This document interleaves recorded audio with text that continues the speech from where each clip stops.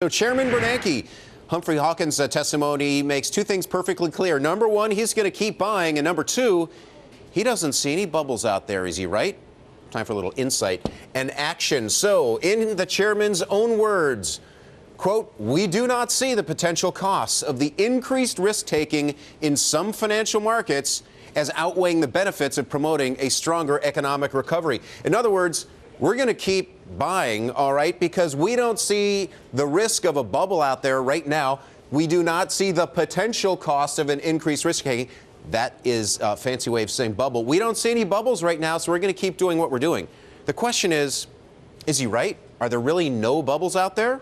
Let's take a look. All right, we'll start with stocks.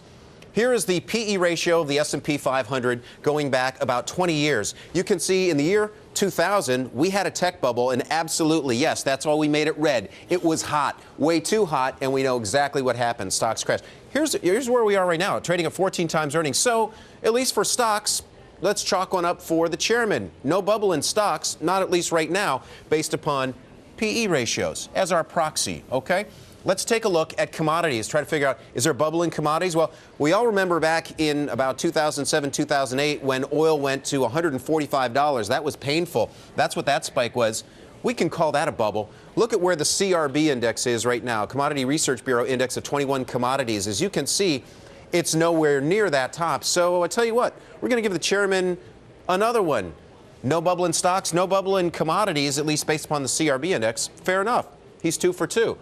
Now, what about bonds? All right, let's take a look here at the high-yield bond index. Whoa, the Barclays high-yield bond index. This is a different story, and this is what we're talking about. High-yield spreads have never been as tight as they are right now. Effectively, you can't get any interest rates, as you know, in CDs. It's hard to find them in dividends, so what do? You go farther out on the risk spectrum. You buy high-yield bonds. All that money going into high-yield bonds keeps pushing up the bond market. That's the issue. Maybe no bubbles in equities or commodities, but Betty, there may be a bubble in bonds brewing.